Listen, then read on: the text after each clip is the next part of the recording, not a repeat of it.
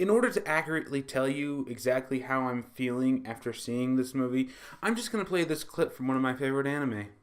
For your loyalty, your friendship, we offer this adorable kitten. Sure, fine, whatever, just give me the kitty! An exploitation of weakness. So cute! I also have a fluffy one, and a hairless one if you'd rather. What are you, a magician now, Siggy? Whatever, it worked. Good job. This is embarrassing to watch even for me. Ha! Like I even care about a bunch of cats. Too late for that, sweetie. Nice try. Yeah, that's me right now, because that cat was so goddamn cute.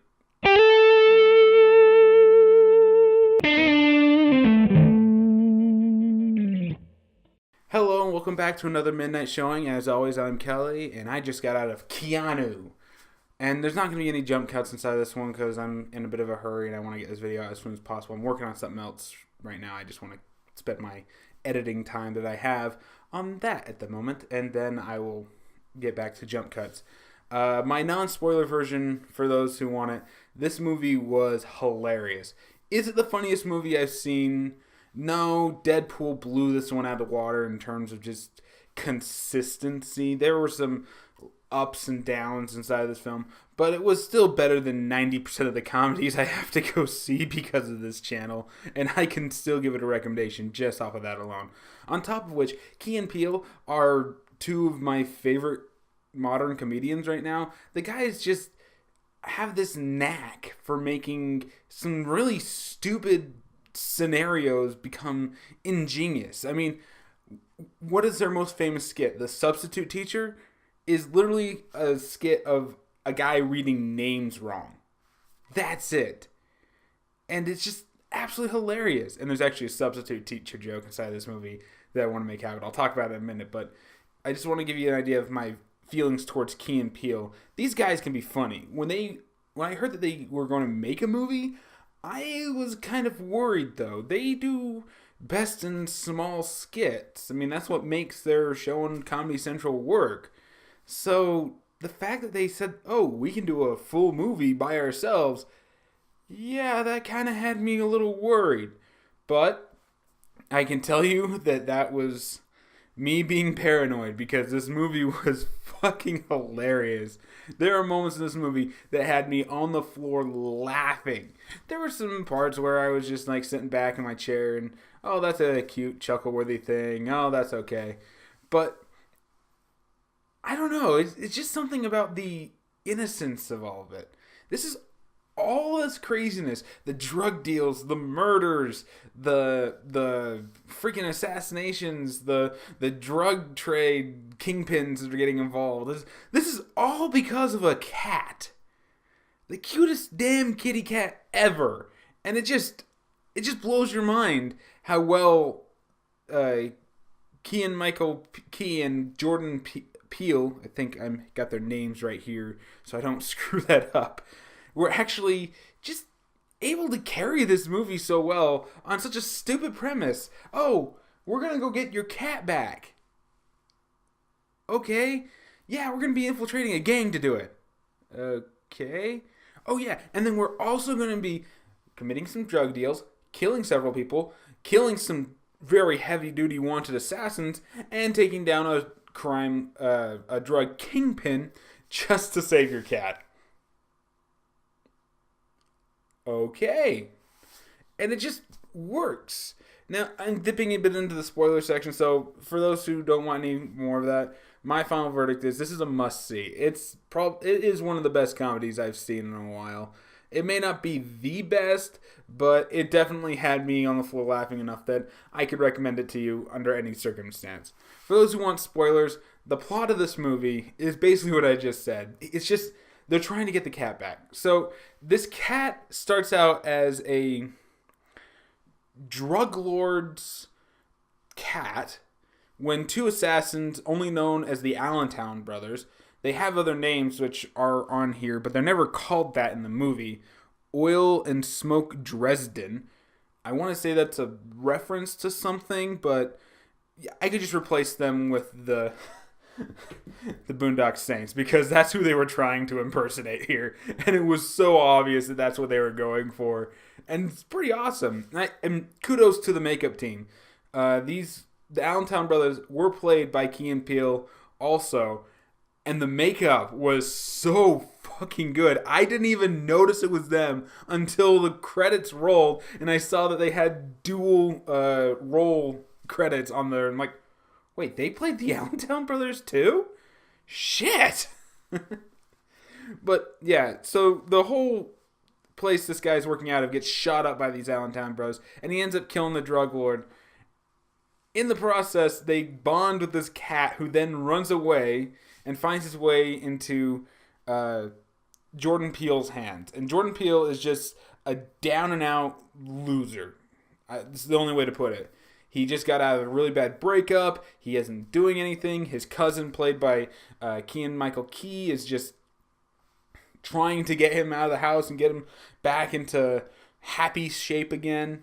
And during the rainstorm, this cat starts pawing at his door. He opens it up, and they spend 2 glorious weeks together basically rebuilding Jordan Peele's life, which you can actually see where the connection is for him to go and do all the crazy shit he's about to over this cat, because they came in at a time when he needed a friend the most, and the friend helped him. And I just have to say, some of the shit they do with this cat, but even before this stuff goes down, is just fucking hilarious.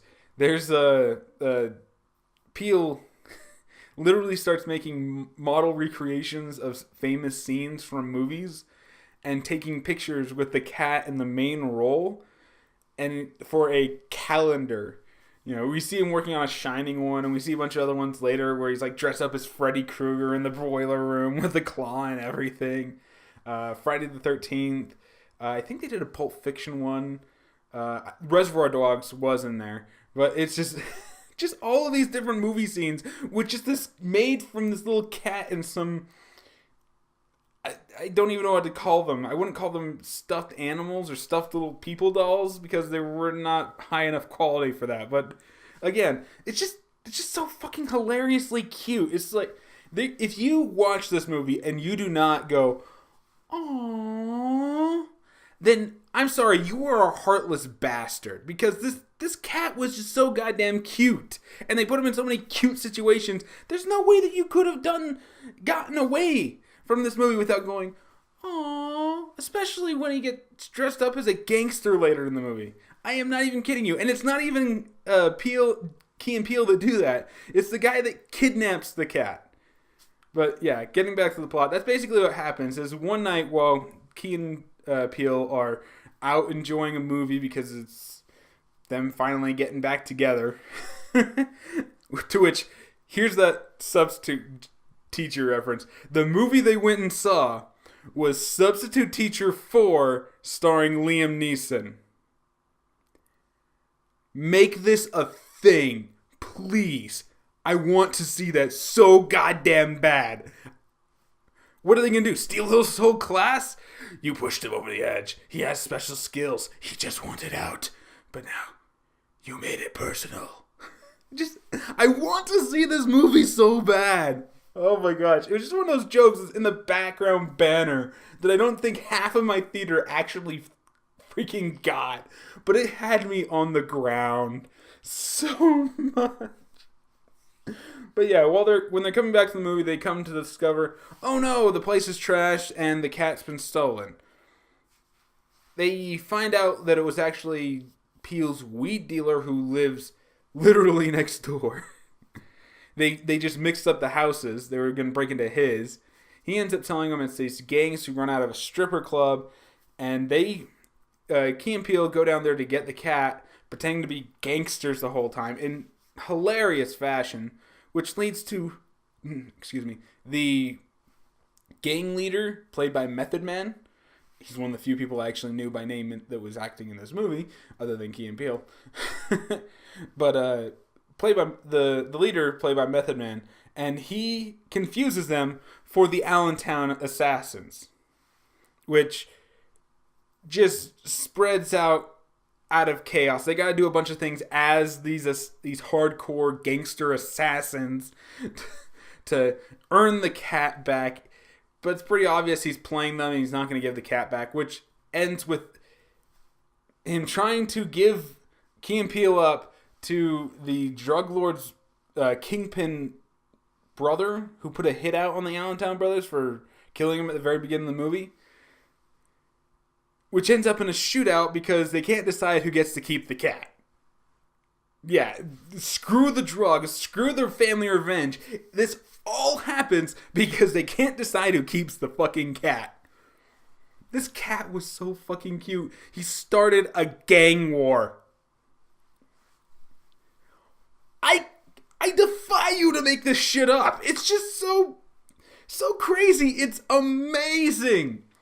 And the jokes don't stop there. Throughout the rest of the film, you have Key and Peele trying to keep up this facade where the Allentown brothers were like doing all these assassin tricks, and they're doing backflips and shit while shooting guys in the air and whatnot. And what does Key have to do? Key has to prove that he can do backflips for these gangsters. So what does he do? He goes up to a wall, he starts running, and does himself a couple of backflips. I am not even shitting you. It's just so out of nowhere. They don't know what they're doing. Oh my god. It's just... Okay, I don't want to spoil every single joke inside this movie because I could easily do that, since the plot is really pretty simple. I mean, there were some things that did work in its favor other than just that, and that would probably be Key and Peele work great off each other. They know how to really milk their jokes without going into the Will Ferrell territory of just rambling on for 10 minutes calling it funny, comparing it to Daddy's Home, which I saw back in December. But it's just these guys work together. They are easily the thing that holds this movie together. If you put any other comedic actors inside of this role, you know, replace it with Chris Tucker and Eric Hart. I think I said his name right. Hurt. The guy from Ride Along. I don't care what his name is. He's in every goddamn movie that's a comedy these days. But you know, you replace Key and Peele with those two guys, it won't work. You know, replace it with Chris Rock and insert other comedic actor here, I don't know, Dane Cook or something, I don't care. None of them would be able to pull this movie together because they don't have the chemistry that Key and Peele do together. These guys, basically, one or the other, they can be funny. Together, they can be hilarious. And they hold this movie together with their chemistry. They know how to play off each other, how to deliver the next line to get the maximum amount of laughs out of it. And they know how to piss each other off in the right way, which leads to a funny scene where after successfully doing a drug deal, they go back to the strip club to hang out with the rest of the gang, and they get into this kind of Key and Peele get into a bit of a beefing match about something I can't remember what it was, but it ends with them doing weed. so Peele smokes his joint, and he does the big old poof, and he's like, "Oh, that's really impressive, dude." And it's like, "Yeah, man, why don't you do it too?" He's just like, I don't smoke out of joints, yo. I don't. I only use the pipes." "Did you need a pipe, bro? I got a pipe right here." "Oh, of course you do." Okay. And he gets the lighter and he starts smoking it. And to everyone's shock and awe, he's like, "Oh, yeah." He's like, "That's some good weed. You want some?" "No, I don't try that holy shit stuff." Holy shit being the name of the super drug they're peddling in this movie.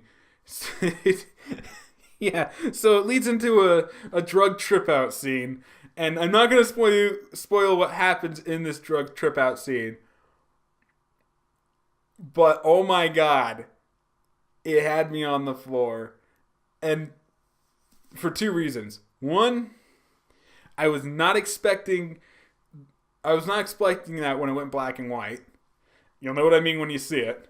And two, Keanu Reeves guest stars as the voice of the cat. Yeah. He's only there for maybe freaking a minute and a half, but it's just...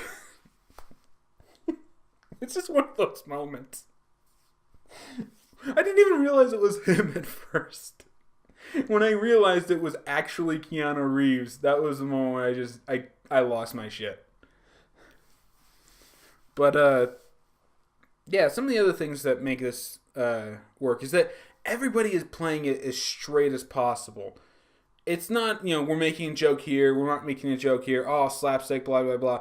No, most of this movie is they are literally just playing this straight. You could see these guys existing in some semblance of real life.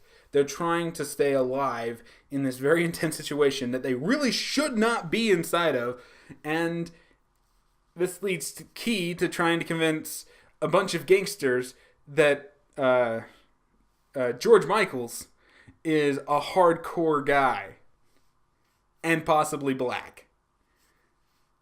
Yeah, just that says it right there.